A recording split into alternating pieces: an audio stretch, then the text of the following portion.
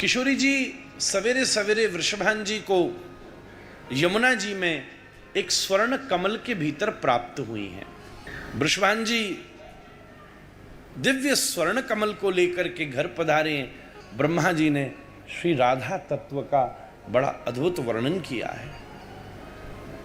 ये नित्य किशोरी हैं, पर जब से आपका जन्म हुआ है तब से आप सुषुप्त अवस्था में हैं, आंख बंद ही करके रहती हैं, ज्यादा खेलती नहीं है, चुप रहती हैं।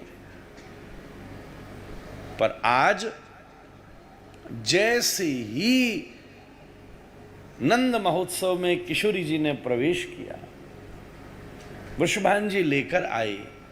इतना उत्सव चल रहा है, अब दो बालक हों तो पास में ही लिटा दिए जाएं। श्री कृष्ण तो लेटे ही हैं, ठीक पास में किशोरी जी भी लेटी हैं। किलकारी भरते हुए जैसे ही किशोरी जी का स्पर्श श्री ठाकुर जी से हुआ, दोनों के हाथ चल रहे थे, हाथ से हाथ मिले तो कई भाव में तो ये भी वर्णन प्राप्त होता है पुराणों में कि दोनों को संग लेटे और हाथ से हाथ मिलते ही श्री नंद और वृषभान के दोनों के मन में उसी समय आ गई कि अगर हरि इच्छा हुई तो भविष्य में इन्हीं को ब्याह कर देंगे। हम तो ब्याह मान ही रहे हैं, ऐसा संकेत भी है कि इन दोनों को ब्याह है गए हो। और सही बात है, ब्याह हाथ में हाथ देने पर ही होता है।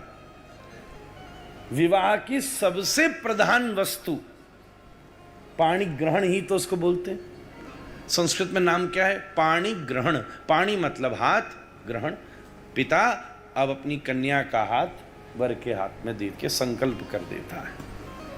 ये ना करे और सारी विधि हो जाए तो ब्याह नहीं होगा, और चीज कम ज्यादा भी हो सकती है, ये तो विधि से ही करनी पड़ेगी, वही मुख्य संकल्प है।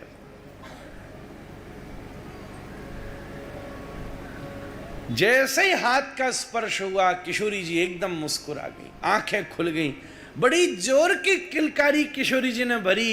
ये देखकर कीर्ति मैया के तो आनंद की सीमा नहीं रही। तभी वृषभान जी ने विचार किया, आज इतने समय से मेरी लाली सुषुप्त अवस्था में थी, शांत थी, पर आज इसकी प्रथम किलकारी भरकर, अरे नंद ये उत्सव तो बढ़ गया। अब ये नंद का ही उत्सव नहीं है, ये वृषभान का भी उत्सव है, दोनों का उत्सव है। नंद नंदन संग राधिका नागरी, नंद नंदन संग राधिका,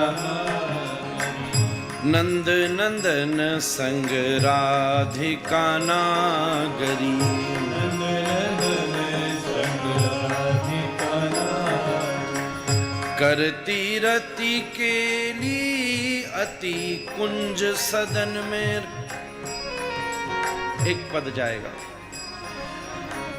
करती रति के लिए अति, करती